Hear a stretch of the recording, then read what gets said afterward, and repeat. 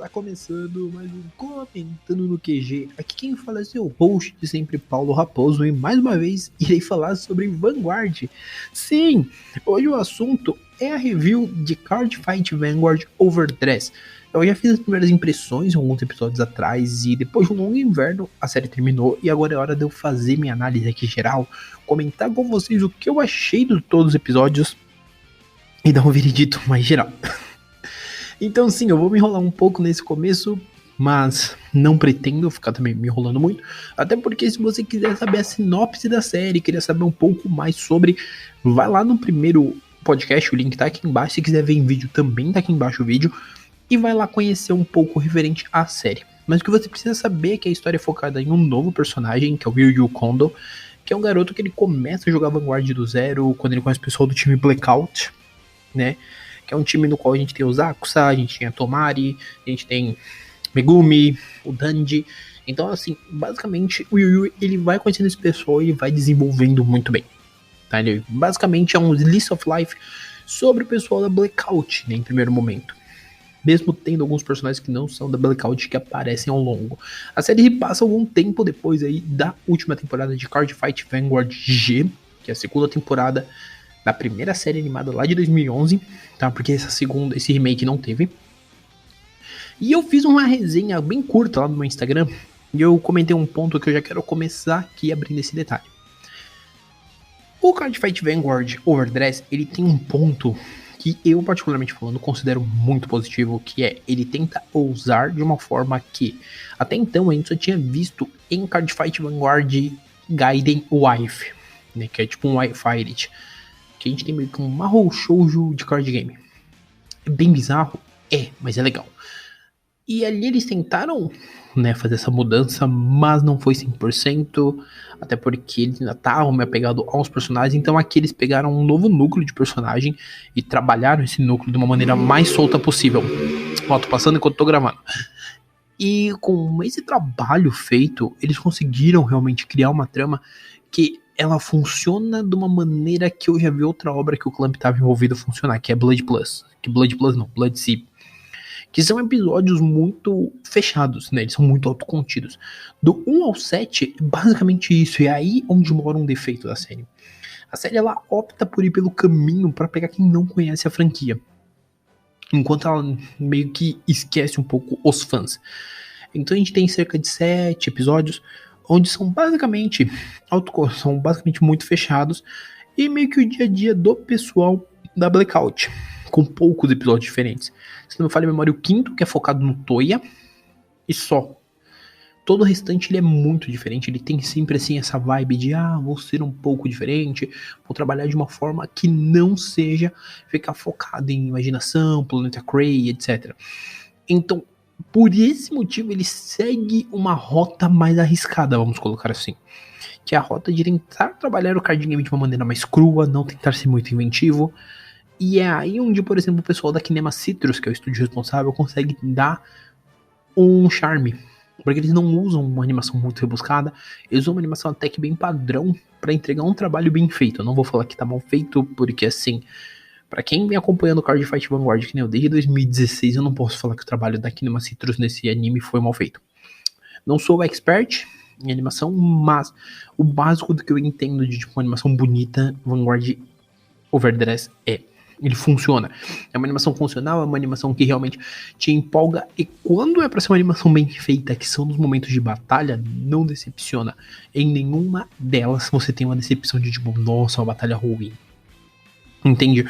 Então, nesse primeiro momento, a gente tem uma série de episódios, né? Como eu disse, 7 episódios que eles são muito autocontidos, eles são muito slice of life, com um joguinho de card game ali no final pra ter o card game, mas não é nada que, nossa, fuja do comum, entende? A história começa a mostrar que veio no episódio 8, né? Ali no 8, que é quando a gente começa a ver um rolê maior surgindo, que é uma galera que tá queimando bandeiras, e além de tá queimando bandeiras de outros times, é uma galera que não tem necessariamente um respeito, né, esportivo, né, porque todo local eles chegam e queimam, né, putz, não deu muito certo, a gente tá queimando bandeira, a gente tá aprontando e tal. E a gente começa a explorar um núcleo que até então a gente tinha tentado explorar em outros Vanguards, mas não era tão bem explorado, que é a questão de times.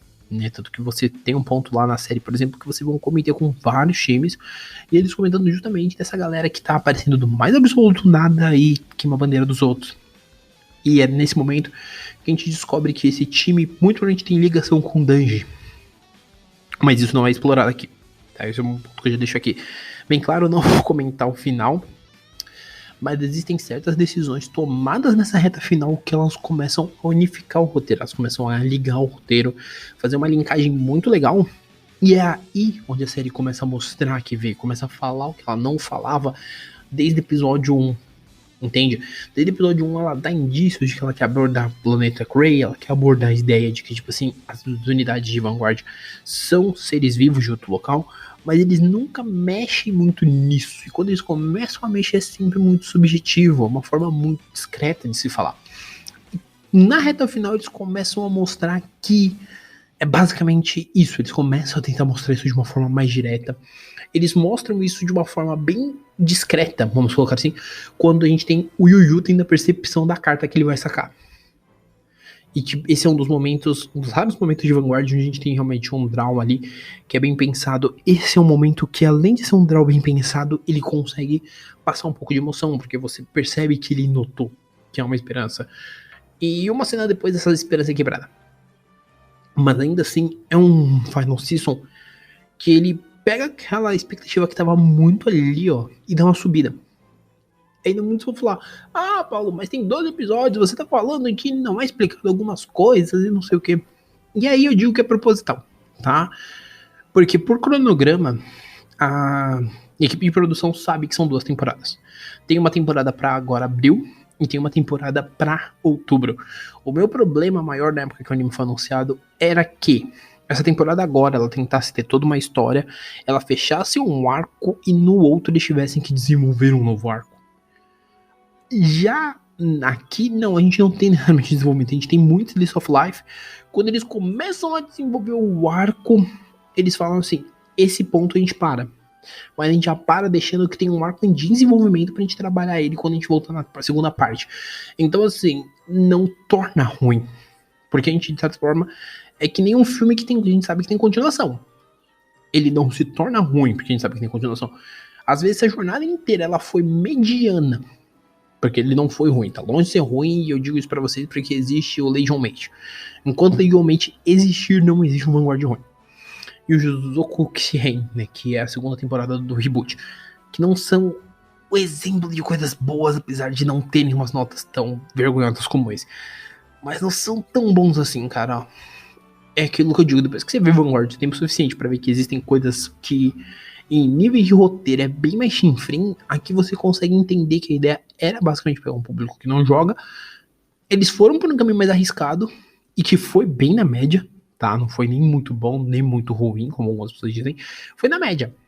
De 0 a 5, 2,5, até o episódio 7. Do 8 pra frente, ele conseguiu dar uma ida tipo de 2,5 para um 3, 3,25, se a gente for colocar dessa forma.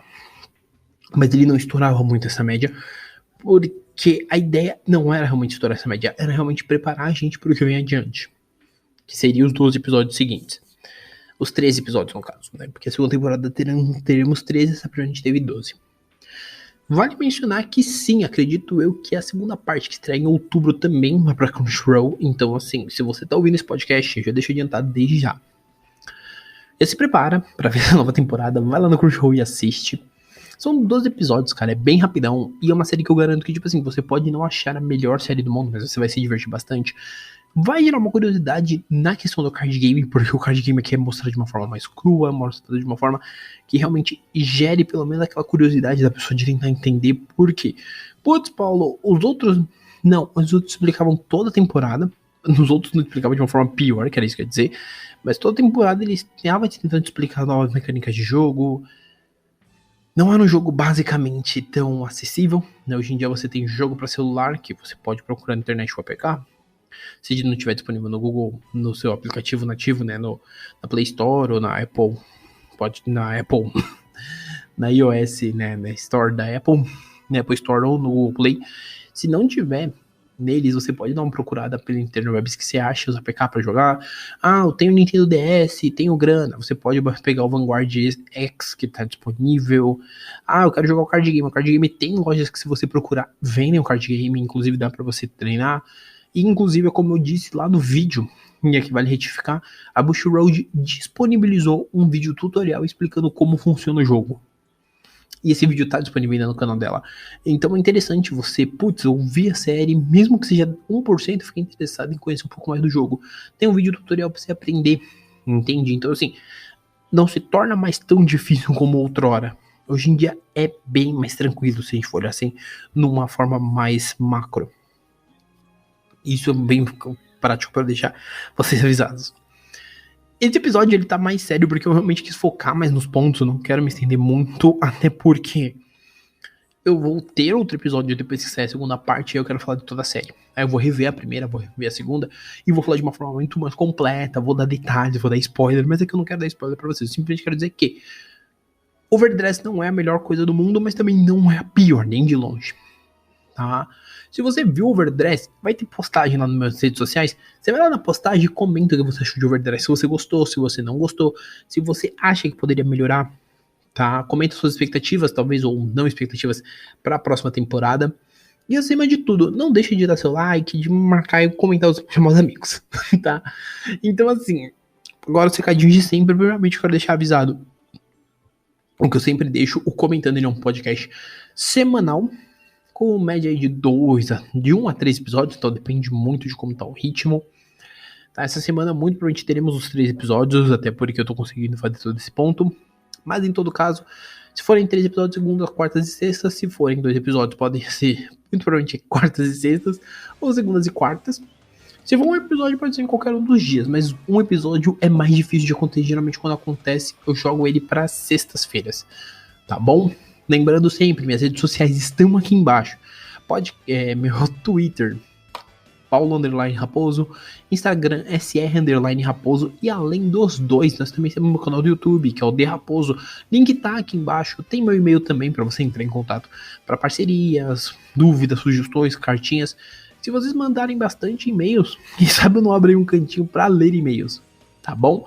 Não esquece também de indicar ou comentando para algum amigo, quer seja esse, quer seja qualquer outro episódio aí, eu garanto que seu amigo vai curtir bastante, tá bom? Galera, por hora é isso, um abraço e nós fomos!